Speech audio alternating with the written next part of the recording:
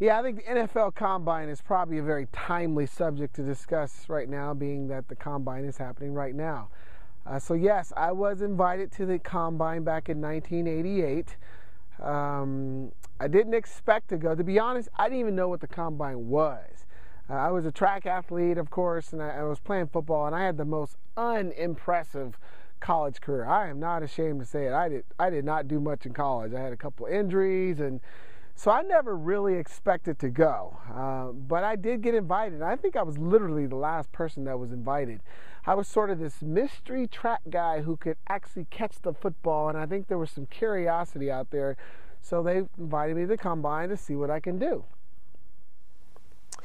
So I get to Indianapolis for the Combine, and this is just, the whole experience was just like so new to me, and I really didn't know what to expect. But when I got there, I quickly realized that I was around some of the best college prospects out there. They invite the top 300 athletes in college, and they go there obviously to be evaluated in terms of whether they should be drafted or if an NFL team should pick them up. So I remember getting there and getting my uniform, and my uniform was a little different than what they have today. Today you see the guys running these slick, tight Under Armour outfits, and they got the fast track shoes for 40s and all that. Basically, we ran in running shoes, like Nike running shoes. And here's my actual Combine shirt. I still have it. Back from 1988. It's not all fancy, is it? Yeah, this is the one, and you should have seen the shorts. We had these little tight blue shorts, and I know they're in the house somewhere, but needless to say, a little different than what we were back then. So we first go into a room, and they want to examine all the players, and you're in a line, and all the scouts and coaches are sitting down in this area. And then you walk in, you stand on stage, and you're basically in your shorts, and you stand in front of everyone, and they get the measurements and how tall you are. And I remember I was officially measured at 5'9" and 3/4, and I was 153 pounds. And you're standing there in front of everyone, and you turn left and you turn right, and they say turn around.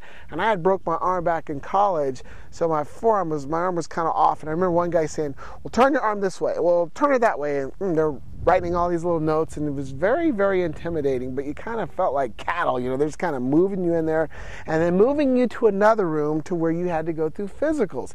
Now this was crazy, because I go into this room, and there's all these doctors, and they put you on the table, and there's like 4 doctors walking around you, and they've all got these little cassettes, and they're talking in these cassettes, and they're kind of poking and prodding at you, and blah, blah, blah, blah, blah. They're examining every injury you've had in your entire life. I can remember one doctor grabbing my ankle and twisting it, and he's like, well, how's your ankle back when you twisted? And I was like, when did I twist it? They were like, back early college. And I was like, oh yeah, I forgot all about it. So they had your whole history, and they're checking you and all that. It was very strange, because I couldn't figure out what they were mumbling into the tape recorders. But so that was the physical. Now it's time to do the fun stuff, the test. So now it's time to do the testing part. I mean, this to me was the fun part. This was the easy part. You want to know how fast I am, how quick I am, how I can jump. I can do that. And I did very, very well on the testing. And I know it's probably the reason why I ended up getting drafted. I ran well in the 40. Did well in the quick drills. I had the highest broad jump, the highest vertical for receivers. And then, though, it was time to catch the ball. This is where I got a little nervous at the beginning, because I was very nervous. And I remember having all the quarterbacks line up. You got all the wide receivers. And this was kind of the time where it wasn't really acceptable to wear receiver gloves. I mean, not everybody wore receiver gloves. I ended up playing with receiver gloves throughout my career, but this was kind of the transition part. So when I went to the Combine, I didn't have gloves. Well, 90% of the athletes had gloves. And so right away I was nervous. And I remember running the quick out first, and my hands, they were all sweaty, and I couldn't dry them, and I dropped the first one. I was like, ah. And the second quick out, I bobbled, and I just said, JJ, you need to relax. And then after that, I did okay, but that was very, very intimidating, just running the routes, doing all the drills and all that. But it was an interesting experience. It's something I would never, never forget. But I'm glad I got to go and just be able to say what it was like. I mean, it's everywhere now. It's all over the TV. It's posted here and there. I mean, you got video coverage of athletes. I would have loved to be able to see myself at the Combine and how I performed. So it's really kind of cool to watch it today. Okay, so here's my big memory from the NFL Combine. So when I go out to Indianapolis, you have a roommate. My roommate was Brian Blades, and Brian Blades, by the way, went on to have a great career with the Seattle Seahawks as a wide receiver. And Brian kind of knew everyone, so I kind of followed Brian around. And I remember when we went into this room where all the wide receivers were, and we were waiting for something. So we're sitting at a table, and I'm listening to a conversation that's taking place with 5 other wide receivers. And I didn't know who they were except for Tim Brown. So Tim Brown was at this table.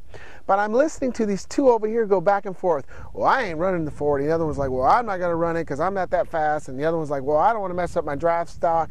So they didn't run it. And then the other guys, like Anthony Miller was there, and Flipper Anderson and Aaron Cox, and they did run the 40.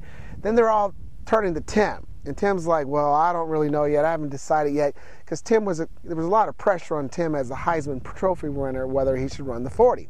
Well, Tim did run the 40, and he ran really well. I remember he ran a 4.36. We're all like, whoa, we didn't know Tim was that fast.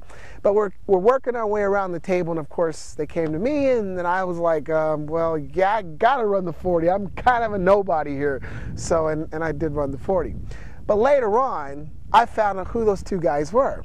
One was Sterling Sharp, and the other one was Michael Irving. These were the 2 that were going back and forth. And they didn't run the 40, and of course they were drafted in the first round, and they went on to have very, very impressive careers. So does it always matter whether you run the 40? No, but it was kind of cool to find out that these guys were the big dogs I was sitting with.